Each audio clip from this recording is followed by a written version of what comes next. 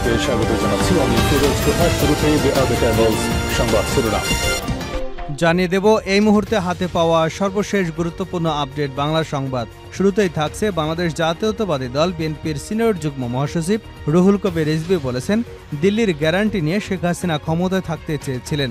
এজন্য গুম খুন থেকে শুরু করে দেশের মানুষকে কৃতদাস করে রেখেছিলেন তিনি।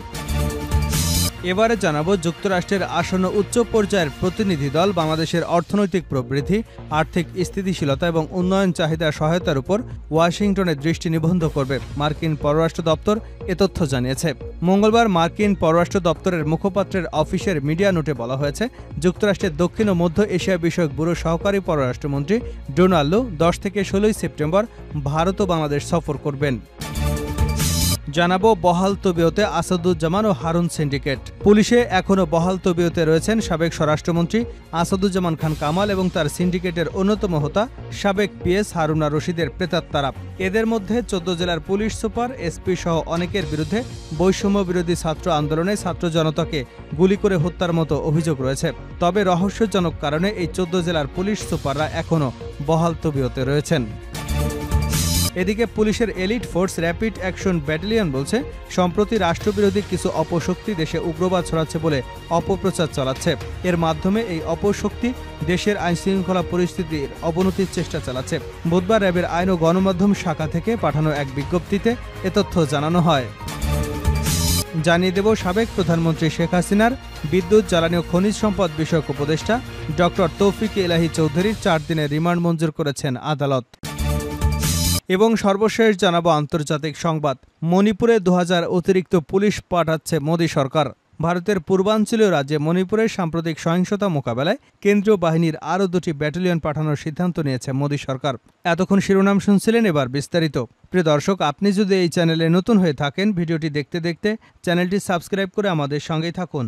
আর এই ভিডিও সম্পর্কে আপনি আপনার মূল্যবান মতামতটি কমেন্ট বক্সে জানিয়ে দিন। আর হ্যাঁ প্রিয় দর্শক, জানিয়ে দিন ভিডিওটি কোথা থেকে দেখছেন। দিল্লির গ্যারান্টি নিয়ে শেখ হাসিনা ক্ষমতায় থাকতে চেয়েছিলেন রিজভী। বাংলাদেশ জাতীয়তাবাদী দল বিএনপির সিনিয়র যুগ্ম মহাসচিব রুহুল কবির রিজভী বলেছেন, দিল্লির গ্যারান্টি নিয়ে শেখ হাসিনা ক্ষমতায় থাকতে চেয়েছিলেন। এজন্য গুম খুন থেকে শুরু করে দেশের মানুষকে কৃতদাস করে রেখেছিলেন।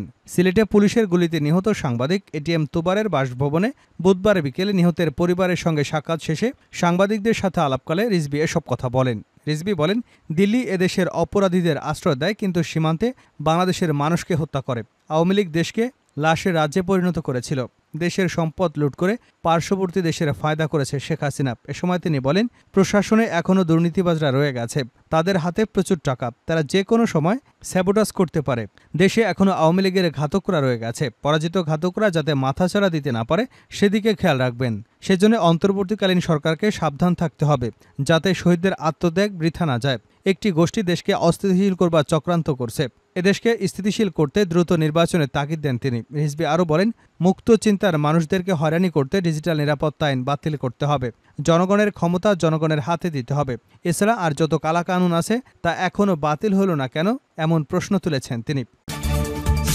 যুক্তরাষ্ট্রের সঙ্গে আলোচনায় প্রাধান্য পাবে বাংলাদেশের অর্থনৈতিক স্থিতিশীলতা, জানালো মার্কিন পররাষ্ট্র দপ্তর।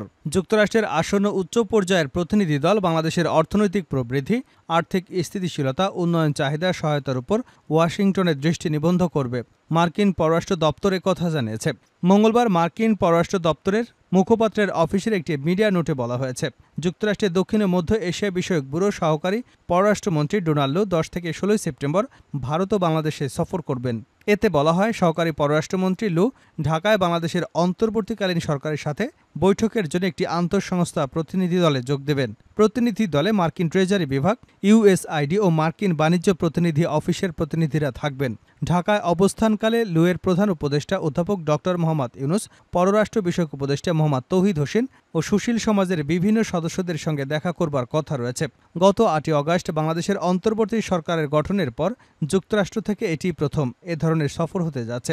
পররাষ্ট্র দপ্তর জানিয়েছে, সফরকালে সহকারী সেক্রেটারি লু তার অংশীদারদের অর্থনৈতিক প্রবৃদ্ধি, সমগ্র ইন্দো প্যাসিফিক অঞ্চল জুড়ে স্থিতিশীলতাকে সমর্থন করবার জন্য মার্কিন যুক্তরাষ্ট্রের প্রতিশ্রুতি পুনর্ব্যক্ত করবেন। ভারতে তিনি ইউএস ইন্ডিয়া বিজনেস কাউন্সিল আয়োজিত ইন্ডিয়া আইডিয়াস সামিটে উন্নয়ন, নিরাপত্তা এবং নারীদের অর্থনৈতিক ক্ষমতায়নের বিষয়ে মার্কিন ভারত সহযোগিতার বিষয়টি তুলে ধরবেন। এখনও বহাল তবিয়তে আসাদুজ্জামান এবং হারুন সিন্ডিকেট। পুলিশে এখনও বহাল রয়েছেন সাবেক স্বরাষ্ট্রমন্ত্রী আসাদুজ্জামান খান কামাল এবং তার সিন্ডিকেটের অন্যতম হোতা সাবেক পিএস স্বরাষ্ট্রমন্ত্রী হারুনা রশিদের প্রেতাত্মারা। এদের মধ্যে ১৪ জেলায় পুলিশ সুপার, এসপি সহ অনেকের বিরুদ্ধে বৈষম্যবিরোধী ছাত্র আন্দোলনে ছাত্র জনতাকে গুলি করে হত্যার মতো অভিযোগ রয়েছে। আর রহস্যজনক কারণে এই ১৪ জেলার পুলিশ সুপাররা এখনও বহাল তবিয়তে। দেশের ৬৪ জেলার মধ্যে ৫০ জেলায় নতুন এসপি নিয়োগ দেওয়া হলেও যারা একসময় পুলিশের মাস্টার মাইন্ড এসবির প্রধান মনিরুল ইসলাম, ডিএমপির কমিশনার হাবিবুর রহমানের আস্থাভাজন হিসেবে পরিচিত ছিল, তাদের বদলি করা হচ্ছে না। এদের প্রায় সবাই ছাত্রলীগের ক্যাডার পরিচয়, বিগত সরকারের সময় দাপটের সাথে পুলিশে চাকরি করেছেন। এখনও তাদের অনেকের পরামর্শেই চলছে পুলিশের মতো সবচেয়ে জনগুরুত্বপূর্ণ এই বাহিনী। অথচ পুলিশের এই কর্মকর্তারাই স্বরাষ্ট্রমন্ত্রী আসাদুজ্জামান খান কামাল এবং তার সিন্ডিকেটের অন্যতম হোতা সাবেক পিএস হারুনা রশিদের ভয়াবহ দুর্নীতিতে নানাভাবে সহায়তা করেছেন, নিজেরাও গড়েছেন দুর্নীতির পাহাড়। সম্প্রতি সরকারের উচ্চ পর্যায়ে পাঠানো একটি গোয়েন্দা সংস্থার প্রতিবেদনে এসব তথ্য উঠে এসেছে। ওই প্রতিবেদনের সূত্রে জানা গেছে, বৈষম্য বিরোধী ছাত্র আন্দোলন চলাকালে গত জুলাই ও আগস্টে শিক্ষার্থীসহ সাধারণ মানুষের উপর নির্বিচারে গুলি চালিয়েছিল পুলিশের একটি বড় অংশ। এসব গুলির ঘটনায় ছাত্রলীগ সহ বিভিন্ন শ্রেণী পেশার অন্তত ১,০০০ মানুষ নিহত হয়েছে, আহত হয়েছেন কয়েক হাজার। আন্দোলনে গুলি চালিয়ে লাশ ফেলার মাস্টার মাইন্ড হিসেবে কাজ করেছেন শতাধিক পুলিশ কর্মকর্তা। প্রতিবেদনে বলা হয়েছে, দেশের ৬৪ জেলার মধ্যে ৫০ জেলায় নতুন এসপি নিয়োগ দেওয়া হলেও ১৪ জেলায় ছাত্রলীগের ক্যাডার হিসেবে পরিচিত পুলিশ কর্মকর্তারা এখনও বহাল তবিয়তে রয়েছে। এদের বিরুদ্ধে নানা ধরনের অভিযোগ রয়েছে। বিগত সরকারের সময় যারা গুম, খুন, অপহরণ সহ বিএনপি জামায়াতের রাজনীতির সঙ্গে সম্পৃক্ত ব্যক্তিদের গ্রেপ্তারে ও নির্যাতন করেছেন, তাদের দ্রুত বদলি করা প্রয়োজন। জেলায় এসপি হিসেবে ব্যাপক দুর্নীতির অভিযোগ রয়েছে এসব কর্মকর্তাদের বিরুদ্ধে। এর মধ্যে গোপালগঞ্জ জেলার পুলিশ সুপারও রয়েছেন। অন্যান্যদের মধ্যে রয়েছেন SP Netrokona, SP Jamalpur, SP Lakshmipur, SP Barishal, SP Panchagarh, SP Thakurgaon, SP Nilphamari, SP Meherpur, SP Bandarban, SP Rangamati, SP Chandpur, SP Noakhali ও এসপি শরীয়তপুর। সূত্র জানায়, এছাড়া হাইওয়ে পুলিশের প্রধান ১৫ ব্যাচের কর্মকর্তা অতিরিক্ত আইজিপি শাহাবুদ্দিন খান বৈষম্যবিরোধী ছাত্র আন্দোলন দমনে পুলিশ হেডকোয়ার্টার্সে পলিসি মেকারদের সঙ্গে একযোগে কাজ করেছেন। হাইওয়ে পুলিশকে সরাসরি গুলি করার নির্দেশনা দিয়েছিলেন। নাম প্রকাশে অনিচ্ছুক ডিআইজি পদমর্যাদার একাধিক কর্মকর্তা বলেছেন, অনেক সিনিয়র জুনিয়র কর্মকর্তারা নানাভাবে সাবেক স্বরাষ্ট্রমন্ত্রীর ঘনিষ্ঠ ছিলেন। পরবর্তীতে আইজিপি চৌধুরী আব্দুল আল মামুনের সময় তারা অপেক্ষাকৃত কম গুরুত্বপূর্ণ পদায়িত হয়েছিলেন। নানা কায়দায় তারা বর্তমান সময়ে প্রভাবশালী ব্যক্তিদের কাছে যাবার চেষ্টা করছেন।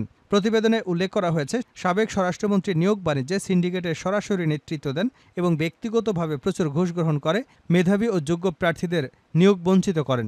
এই সিন্ডিকেটে আরও রয়েছে রেলওয়ে পুলিশের অতিরিক্ত আইজিপি দেবদাস ভট্টাচার্য, রংপুর রেঞ্জের ডিআইজি হিসেবে কর্মকালে বিরোধী দলীয় নেতাকর্মীদের বিরুদ্ধে গায়েবী মামলা রুজু, গ্রেপ্তার, রিমান্ডে এনে অত্যাচারের জন্য সব এসপিকে চাপ প্রয়োগ করে বেআইনি কার্যক্রম সম্পাদনে বাধ্য করতেন। সূত্র জানায়, এপিপিএনের প্রধান হিসেবে কর্মরত ছিলেন ১৫ পিপিএনের অতিরিক্ত আইজিপি সেলিম মোহাম্মদ জাহাঙ্গীর। ডিআইজি হিসেবে দীর্ঘদিন এনএসআইতে কাজ করেছেন। একই সঙ্গে দিল্লিতে বাংলাদেশ হাইকমিশনে কাজ করেছেন। এপিপিএন প্রধান হিসেবে ফোর্সকে ছাত্রদের উপর নির্বিচারে গুলি চালাতে নির্দেশনা দিয়েছেন। সব অপকর্মের অন্যতম প্রধান সিপো সালার ও পরামর্শদাতা হিসেবে সম্মুখভাগে ছিলেন ডিআইজি মুস্তাক আহমেদ। অতিরিক্ত ডিআইজি খন্দকার নুরুন নবী, এসবি সাবেক প্রধান মনিরুল ইসলামের ভাইরা কাজী শফিকুল আলম, সাবেক ডিআইজি মাল্টিমিডিয়া এবং শেরপুর জামালপুরের সাবেক এসপি মোহাম্মদ কামরুজ্জামান ও ঢাকা জেলার সাবেক এসপি মোহাম্মদ আসাদুজ্জামান প্রমুখ। বৈষম্য বিরোধী ছাত্র আন্দোলনে ছাত্র জনতাকে হত্যার অভিযোগে সাবেক আইজিপি শহীদুল হক চৌধুরী আব্দুল আল মামুনকে গ্রেপ্তার করেছে আইনশৃঙ্খলা রক্ষাকারী বাহিনী। ৯৭ জন পুলিশ সদস্যের নামে ডিএমপির বিভিন্ন থানায় ২৮৪টি মামলা করা হয়েছে। গত ১৩ আগস্ট থেকে গতকাল পর্যন্ত এসব মামলা করা হয়। সম্প্রতি কয়েকজন মাস্টারমাইন্ড পুলিশ সদস্যকে বাধ্যতামূলক অবসরে পাঠানো হয়েছে। কিন্তু রহস্যজনক কারণে খুনসহ নানা অপরাধে মামলার আসামি হয়েও ধরাছোঁয়ার বাইরে রয়েছেন পুলিশ সদস্যরা। শেষ করছে আন্তর্জাতিক সংবাদ দিয়ে। মণিপুরে ২০০০ অতিরিক্ত পুলিশ পাঠাচ্ছে মোদী সরকার। ভারতের পূর্বাঞ্চল রাজ্যে মণিপুরের সাম্প্রতিক সহিংসতা মোকাবেলায় কেন্দ্রীয় বাহিনীর আরও ২টি ব্যাটালিয়ন পাঠানোর সিদ্ধান্ত নিয়েছে মোদী সরকার। সিআরপিএফ এর ২টি ব্যাটালিয়নে রয়েছে প্রায় ২০০০ সদস্য। মঙ্গলবার সূত্রের বরাতে বার্তা সংস্থা পিটিআই জানিয়েছে, ৫৮ নম্বর ব্যাটালিয়নকে তেলেঙ্গানার ওয়ারঙ্গল থেকে এবং ১১২ নম্বর ব্যাটালিয়নকে ঝাড়খণ্ডের লাতেহার থেকে পাঠানো হচ্ছে। প্রথম ইউনিট মণিপুরের কাংভায়ে এবং দ্বিতীয়টি ইম্ফলের চারপাশে দায়িত্ব পালন করবে। জম্মু কাশ্মীর এবং উত্তর পূর্বের অন্যান্য অংশে অপারেশনাল দায়িত্ব পালনের জন্য আসাম রাইফেলসের ২টি ব্যাটালিয়ন মণিপুর থেকে প্রত্যাহার করে এই পদক্ষেপ নিয়েছে কেন্দ্রীয় সরকার।